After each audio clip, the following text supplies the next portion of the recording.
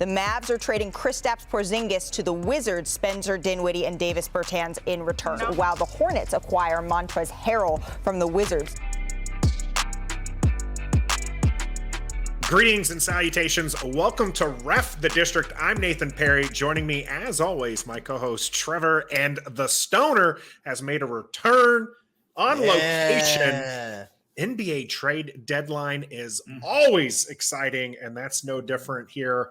The Wizards earlier this week missed out on some of the bigger names, didn't really get too big of a return today, during the trade deadline, but did get some, a little bit of excitement here at the tail end.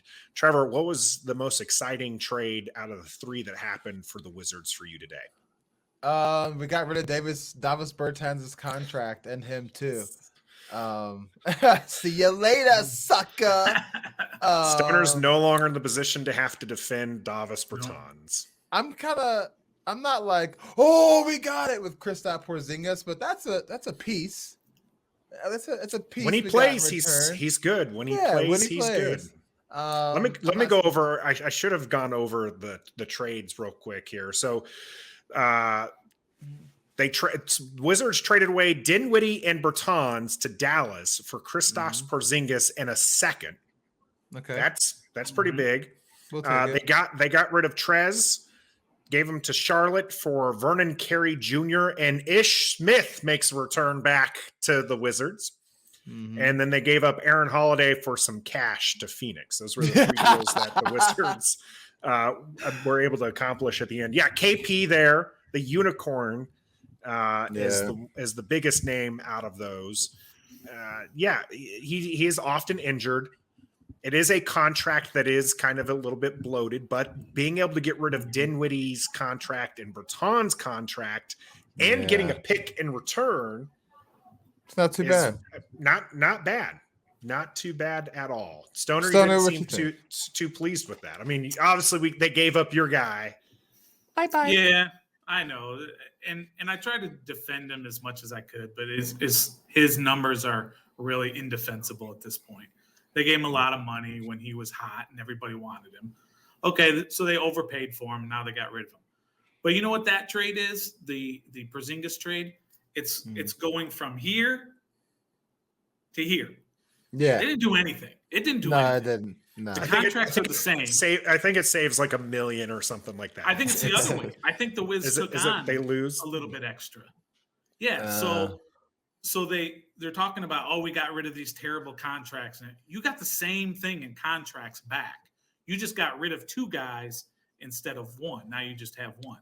Now, is the potential for Porzingis a lot higher than the potential, like the ceiling is a lot higher for Porzingis than it is for Dinwiddie and for sure. And Bertans, right? Yeah. So there's that, but Porzingis doesn't play that much. He's constantly battling injuries. I mean, that's what happens when you're 7'3" and 122 pounds or whatever he is. Right? So now they got this guy who's often injured. He's got a huge contract. It's the same as the other guys. I don't know. It doesn't seem like it really went anywhere other than maybe they got rid of locker room issues. Exactly. That could be a thing. Could be addition by with subtraction. the other trades as well. Yeah.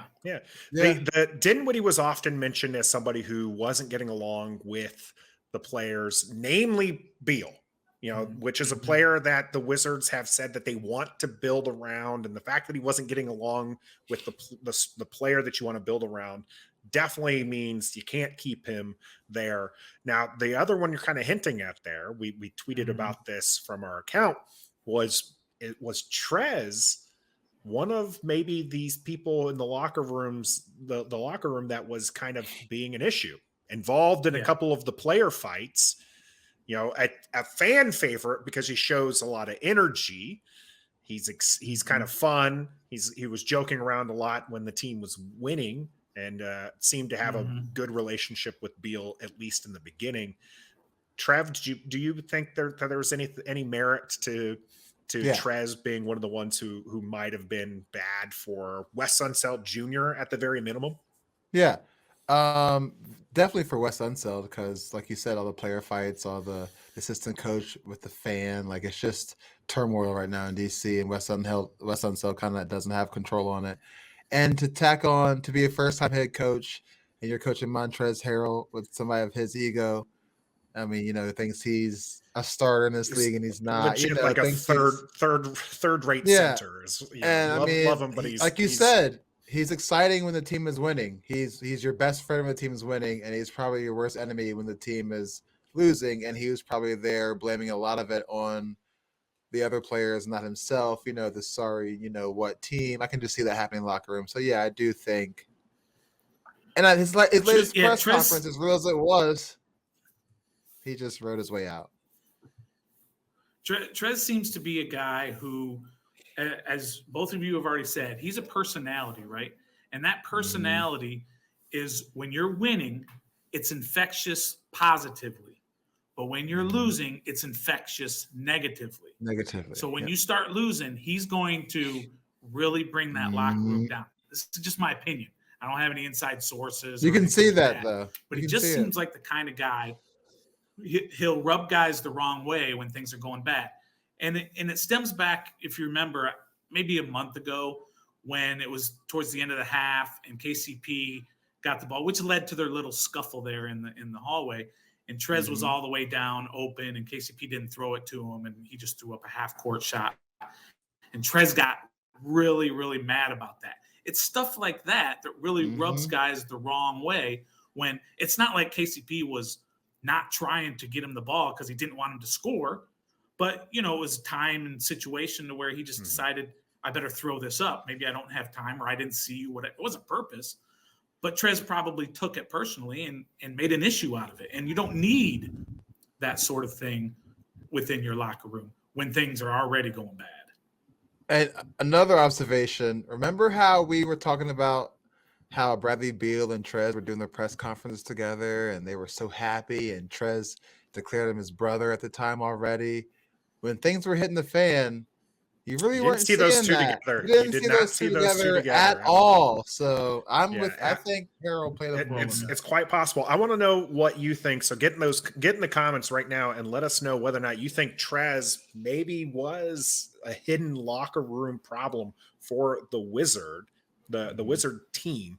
Now, Kuzma mentioned that it was really hard for the players to kind of rally around each other because there's some uncertainty with the trade deadline. Who's going to be there? Who's the next man up? Now that the trade deadline's gone, they know who are the people going to be around each other. Do you think that this team can start gelling? Are we going to see improvement, or is this team headed towards Tank City? Stoner, you take this one first. Well, the problem is you're without your best player.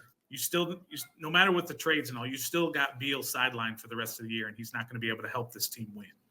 So without Beal, you're not going to really figure out what this team is all about until next year again. So you want him to tank? No, because is the 8th pick better than the 6th pick, or the 8th pick better than 10? All that stuff you can never figure out. They've had their chances, and they still don't necessarily draft right. So you can't. Right. You can't figure out what this team is going to be again until next year, till Beal and Porzingis are playing together. Beal, Porzingis, Kuzma, your point guard of the future, whoever that's going to be, because Neto and Ish Smith are not your point guards of the future. And is Bryant going to get dealt? Talking about Denny getting some point guard minutes there, that might be interesting to watch. Yeah. But without Beal, what are you going to do? What are you going to figure out with this team? You're not going to figure out anything if he's not playing. No. I agree with Stoner. You're not going to figure out anything without Beal. I mean, that you already don't know. You obviously know that you need a point guard. Even with Beal, you need a point guard. With Beal, you need a big man. Without Beal, you need a true big man. So I think you still play for the pride of basketball, and you don't want to lose, but you don't tank. You definitely don't tank. I mean, I think right now with the trade after the trade deadline, now your goal is to at least get in the play-in. And since you're 11th spot right now, that should be your goal, is to get in the play-in and maybe catch some fire and go on a run, but don't tank just because. A lot of fans are going to be really mad at you. Takings for losers. Yep. Yeah, a lot The of fans fans hate me already, but that's fine. Now, the reason why I bring that up is because with losing Dinwiddie, Bertans, Harrell, and Holiday, two of those are point guards. Bertans, though, played in a position that was kind of log jammed there. And so that opens up some space here. Now we're going to see a little bit more. And with Beal being out, you really do get to see a rotation of some of these younger guys. We're going to see a little bit more of Rui. We're going to see more of Kispert. We're going to see Denny on the court a lot more. We're going to see what the last few drafts really are able to bring value to the Wizards. Isn't there a little bit of excitement, at least in seeing these players develop? Are you going to see some development there? No. I don't think there's anything to be excited about. I want to see less. I want to see less KCP because I love KCP. He's great for this team, but I want to see more Kispert. I want to see more Denny, more Rui, more Porzingis if he ever gets off the injured list, which may never happen because he's always hurt. More of the young guys, less of the veterans that you know what they can do. More of the young guys. That's what I think they should do. Whether or not they do that, we'll see. More Gafford, please. Stop putting into the bench and not playing him. More no Gafford. joke. You need more Gafford. You gave him an extension to sit him on the bench. Doesn't make any sense. That might be another thing. Wes Unseld he's had a problem with rotations. He doesn't know what rotation works best. And that's why I say the excitement's not there, because we've literally seen all these players play at least a significant amount this year because the rotations have been so bad. There's really nothing to be excited about. We already know what they have, but maybe. But now the roster might be set enough where those rotations can get solidified. So exactly. So hopefully that's what Wes Unseld Jr. can get. Hopefully the team chemistry is there. That's going to be something to watch for the Wizards as they attempt to probably stay in mediocrity is what they're probably looking at if they're going for the play in there, which I agree. I think that watching the game right now. So I'm not going to talk about that. Well, do you want to know? Yeah, because I can't really. They're up right now. They're up by 11 right now. Brooklyn's not playing anybody anyway. But except for Kyrie Irving, Harden's not playing. Kyrie's playing, but Harden's not playing. Durant's not playing. Joe Harris not playing. No. Of course, Ben Simmons not playing. Patty Mills is there. So none of those guys are playing yet. But hey, we'll take it. A win's a win. Irving, a win is a win. Yeah. That's good. That's momentum. Is there anybody on the team currently that you were surprised wasn't traded? I know Trev has one because he had $1 on it. Yeah, I am. Oh, that's right. I'm surprised too. Any players that are still left that we thought would be traded? Honestly, and I might be reaching because I could be way wrong, but Thomas Bryant, I thought they might. It's an expiring contract. It was. I thought they might, a stretch five where move him along. Could be attractive for some teams who are in the hunt and looking to get some spacing on the floor. Absolutely, Thomas Bryant, I thought could have been, but perhaps they're looking to extend him for a cheap. He's been with the team for a while now. Had been injured. I tell you right now, Stoner, he started tonight, and Raul and Neto started tonight too for the first time. So yeah, and I like Neto. I kind of liked Holiday too when they first brought him in. I thought he would be a solid point guard, but I mean, him and Dinwiddie as your point guards and Neto, man, that just did not work. And it was crazy because everything was all about.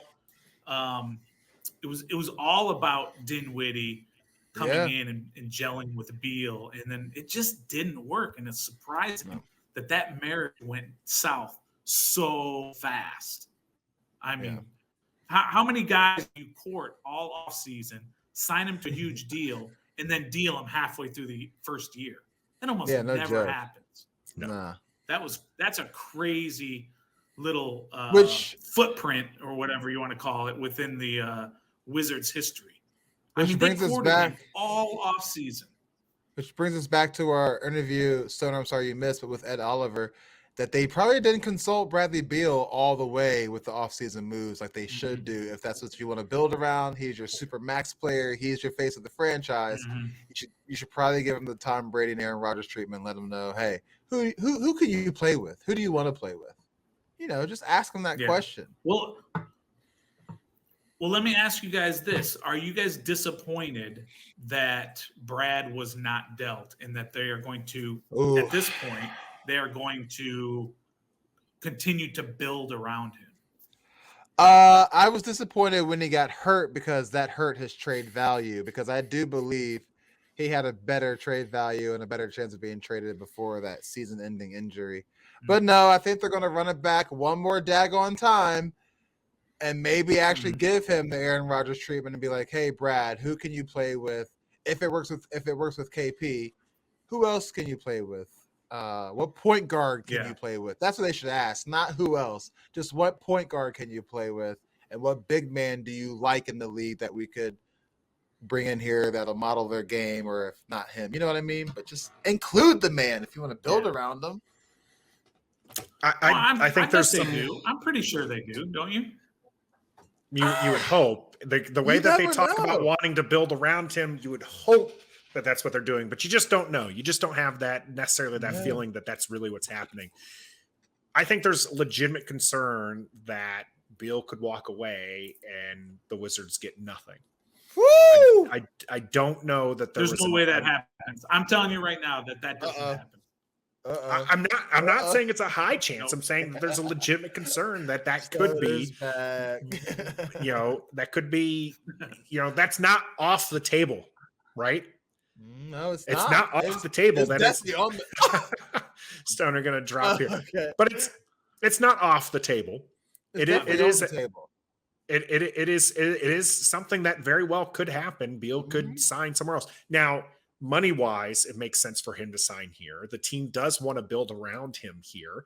But if you're looking at the pieces that the team has right now, it doesn't necessarily look like a team that's going to win. So that's the question. As far as, to me, when you're asking me about being upset whether or not Beal is traded, to me it comes down to is whether or not Beal stays with the team. If Beal stays with the team, then no one's going to look back at him not being dealt, right? But if he walks away from Washington during the offseason, there will be serious question as far as why did you not deal him when he was worth something? Yeah, this is the same thing Oklahoma City went through with Kevin Durant. Absolutely. This is, as much as people were upset with Oklahoma City when they traded away Harden, at least they got something for Harden when they traded him away. Sure. You don't want to lose a star player. Now, Bradley Beal is a B, maybe even C tier star realistically, because he missed the All-Stars this year. Oh, I'm with him. I might upset some people with that, but he missed the All-Star this year. He's not. He's okay. Well, that's high C, low B, level and high B or low B, high C. Okay. If I'm just saying, he walks away, you're going to be hurting there. I mean, it's right now it's Kuzma's team. Do you think Kuzma can lead this team to a play-in spot? Yes, because now he is, like you said, he is the leader of this team. He's already kind of semi-playing it, maybe not in the locker room, so to speak, but we don't know that. But at least by his play on the floor, he's shown that he's capable of carrying this team on his back if he has to. Now, I think that with all the distractions gone, the rotations, like you said, have cleared up. Beal is hurt. Now it's Kuzma's time. I think he can lead them to a play-in tournament. I really do. No chance. I mean, they're beating Brooklyn right now. No chance that 7 through 10 is a play-in tournament. They're 11 right now. Team. No, to a play-in tournament. 7 through 10 is a play-in tournament, and they're 11 right now. They can do that. They can do that. They can be number 10. Yeah. Are you saying that it's a team effort, Stoner? Or are you just saying that? Are you saying that they're going to end outside the playoffs? I don't know. They're going to be right there, obviously, but it's not going to be because of Kuzma. He's not going to just all of a sudden elevate them up to another level. Why not? They're 7-6 it's not going to be anybody. That's what I'm saying. They're 7-6 without Bradley Beal this year. Yeah, a lot of those I know, losses but coming here it's- most recently, just horrific losses at that too. So, Yeah. all right, I want to hear from you, the viewer, what you think as far as whether or not is Washington with these trades, are they going to end up in the play-in again? Are they going to end up a lottery team? What do you want? Do you want them to be a lottery team? Do you want them to be a playoff team? I think a lot of fans, they want a lottery team this year in hopes that they can be a playoff team in years future. We'll have to see how that's going to break out. Again, Beal, the Bradley, trades Beal. that they got Beal, Bradley, Kristaps Porzingis today by getting rid of Dinwiddie and Bertans, got rid of Trez to get Ish Smith back in the house, well, with Vernon Carey Jr., and got rid of Aaron Holiday for some cash money there from Phoenix. Those were Blow the up the deals. whole And team. 2 second rounders, I think, overall, right? Blow Yeah, the and a whole second team. rounder from Dallas. They And practically did, Blow only up to the whole be team. again. My overall assessment is they went from here to here. It was pretty much lateral, Get rid different of- let contracts, Beal different walk. people. But we'll see. Let Beal walk. Deal KP at the end of the season. if Get if rid they of could everybody. just not If lose they do by all that, 25, 30 points again for the rest of the season, I think I would take that as a victory. And I would grade these trades Go get very LeBron. well. He's played in Go he's get played in LeBron. Miami. He's Yeah. played in Cleveland. He's played in LA. Now he's playing the nation's capital. Come to DC, LeBron. Come to DC. Go get LeBron and Kawhi. Bring KD and, home. KD's and Joel from KD here. home. We're set. Get KD home. There you go. All right. Well, that's going to do it here for us on Ref the District. Again, let us know what you think of these trades and where Washington Wizards are headed for the rest of this season. We're Ref the District. I'm Nathan. That's Stoner. And that's Trev. And until next time, be a fan.